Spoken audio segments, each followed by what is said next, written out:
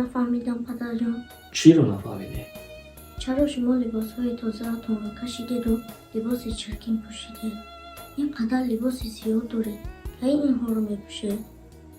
مرا گوش کن جونی پدر.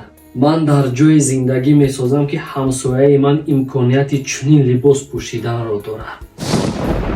من نمیخواهم چنین لباس ها رو پوشم که همسایم از من دور باشد. تا زمانی که همسایم برابر من نشود من این گونه لباس ها رو نمی پوشم.